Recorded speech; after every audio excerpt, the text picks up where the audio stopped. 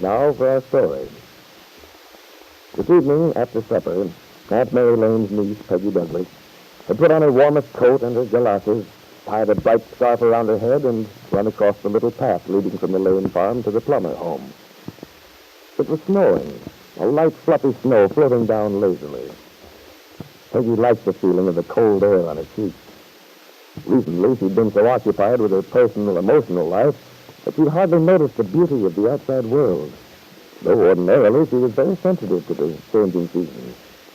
But tonight, as she hurried along the little path, she suddenly felt more like her old self, carefree and useful. She stopped impulsively, rolled a hard little snowball, and threw it across the field with all her strength, the way she used to do when she was a youngster. Then, feeling a little foolish at this childish relapse, she resumed her walk toward the Plummer house. A moment later, Peggy knocked at the door, which was opened by her friend James. Hi, Peggy. Come in before all the heat gets out. The house is just beginning to be bearable. Okay. Soon as I hit the snow. Oh, you're all out of breath. Did you run over? Oh, practically. It's wonderful out here. Oh, isn't it? I was out a while ago to get medicine kindling. This is the sort of weather we used to play for when we were kids. Remember that big red sled Randy had? Oh, do I? I doubt if I'll ever get much nearer to heaven than I used to be when Randy gave me a ride on that sled. It was called the Flying Dutchman. Randy was so proud. He used to paint it and wax it and fuss over it. That reminds me, didn't you two have an accident one time? Yeah, I remember. Yes. I'll never forget it. Randy was so cross with me. He said it was all my fault. Why, what did you have to do with it? Well, I guess I was to blame in a way. You see, I asked him something, and he turned his head to answer me and lost control, and we ran smack into a big tree. It didn't bother me, but Randy hurt his shoulder. Only that wasn't what worried him. He was furious because we made a dent in the sled. He got over it, though. Oh, Randy's nice that way. He gets awfully mad, but then he forgets all about it in the next 5 minutes. Yeah. Well, for heaven's sake, what's the matter with me? Letting me stand there all bundled up. Here, give me your things, Peggy. I'll hang them up in the kitchen. Okay. By the way, Aunt Mary had a letter from Randy today. Really? What did he have to say? He said to remember him to you. Did he mention anything about when he expects to come home? Well, I think he said he might be home in a month or two, but he wasn't sure. You know how it is. Uh-huh. Oh, well, he'll certainly be home by spring. Don't you think so? He ought to be. Oh, I wish he was here now. So do I. Well, shall we go up to my room, Peggy? Okay. Where's your mother tonight? She went into a movie. Mother's crazy about pictures. She practically never misses one. Well, here we are. Make yourself at home. Thank you. Your room looks awfully nice, Jane. Thanks. Now, I'm dying to know the big news. I meant to ask you as soon as you arrived, but we got to talking about Randy, and I know, Jane. I know you forget all about me whenever Randy's name is mentioned. I do not. I just... Oh, Jane, that was really teasing. You're making me blush. It's becoming. It would take a lot more than a couple of blushes to make me pretty. Why, Jane, that's not true. You have a very nice face. Well, let's not change the subject. I want to hear that something exciting you told me about when you phoned. All right. But maybe it won't seem exciting to you. Well, tell me. I wanted to invite you to my wedding, Jane. Your wedding, Peggy? No. Then you still planned it. To marry Nicholas Dillon. Yes, Jane, I do. Oh, Peggy, my goodness. You don't have to look as if you've just lost your best friend. It isn't as if I'm not going away and... That's not it. Jane, I thought surely by this time you'd understand how I feel. That's funny. Because I've been thinking that surely by this time you'd have come to your senses. Come to my senses? Jane, Peggy, you remember our talk the day I went to see Dr. Lewis and Kit came in later. It's hardly possible I'd forget that day. Well, then, of course you remember what you told me about this. You said a lot of things out there, Peggy. Don't try to pretend to me. I know you too well for that. You know very well what you told me that day. You told me you were still in love with Bill Meade. Well, supposing I did. It doesn't necessarily have anything to do with my marrying Nicholas. Peggy, how can you say such a thing? You can't mean it. But I do mean it. You mean you can sit there and tell me you intend to just cold-bloodedly go into a marriage with Nicholas? Knowing that you're in love with Bill? Oh, it isn't as though I were deceiving Nicholas. He doesn't expect.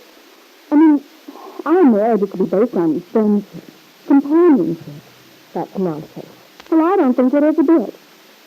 Just because it's somewhat out of the ordinary doesn't mean as if you're determined to go blindly ahead and hurt yourself even more. It's bad enough the way things are, but at least your life isn't messed up. And Bill's doing everything he can to straighten his life out. If you'd only be patient, wait and see. Be patient. Wait and see what, Jane? It just makes me sick, that's all. To see you deliberately throwing away something so precious, so rare. You love Bill. You know that he loves you. It's the most wonderful thing that can happen to a person, Peggy. If you only realize... Look, Jane, I think I realize something that you don't. All this talk about true love. Well, I've seen how much true love is worth. Bill married Kit Meade. Left me. Peggy, you know very well he regretted that. He's done everything he can to iron things out so that he can go back and rebuild his life somehow. You know that, Peggy. No, Jane. That's just it. What you don't seem to understand is that you can't go back. There's too much in between. Too much bitterness. Too many things to forget. So it seems to me there's nothing to do but to go ahead. Oh, dear. Excuse me, Peggy.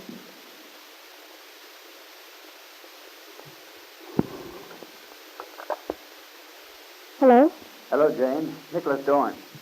Oh, Is Peggy there? I phoned the lanes, and that Mary said she was with you. yes. Just a minute. I'll call her. Peggy, it's Nicholas. Just a moment. She'll be right here. How are you, Jane? Haven't seen you around town much lately. I've been pretty busy. Here's Peggy. Thanks, Jane. Hello, Nick. Peggy, I hope you don't mind my breaking in on you this way. Why, of course not, Nicholas. I'm glad you called. What's on your mind? I was wondering if you plan to be in town tomorrow. Well, I hadn't thought about it, but I suppose I will be. Well, I wish you'd make it a point to be, Peggy. I have something to tell you. Well, why don't you tell me now? No, I can't. Not over the phone. But what's it about? Is it a surprise?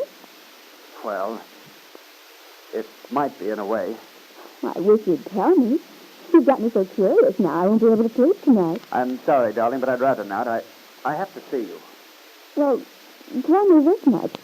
Is it something nice? Well, I think you'd better wait and decide that for yourself. Look, give me a ring when you get to town tomorrow. Do that for sure, will you, Peggy?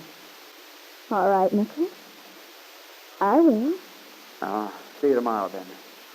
Bye, Peggy. Goodbye. Peggy stood thoughtfully by the telephone. There'd been an urgency in Nicholas Dorn's voice, almost a note of desperation. She wondered what he had in mind. And in Wakefield, in his room at the Brown Palace Hotel, Nicholas, too, was standing with his hand still on the receiver, thinking. That's the first step, anyway. I still haven't told her, but I just hope I don't get weak-kneed at the last minute. I've got to do it. Peggy's in love with Bill Meade, and he's in love with her. It'd be insane for us to go ahead with the marriage. I've got to tell her that. But can I?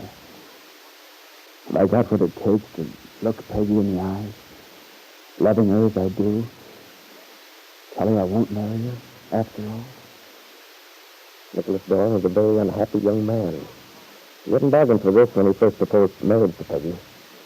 In fact, it was just this sort of emotional strain, the doubts and confusion, which Nicholas had believed it was possible to avoid. He kept remembering the words of that girl he'd talked to the other day. The girl who said, "Don't beat your head against the stone wall. Don't ever think you can make someone love you if that person's in love with someone else." Nicholas knew she'd been speaking the truth. But what he didn't know, yet, what would have surprised him very much, was the fact that the girl who spoke so wisely, whose advice had made him stop and reconsider, was Chip Meade, the wife of the man with whom Peggy is still in love.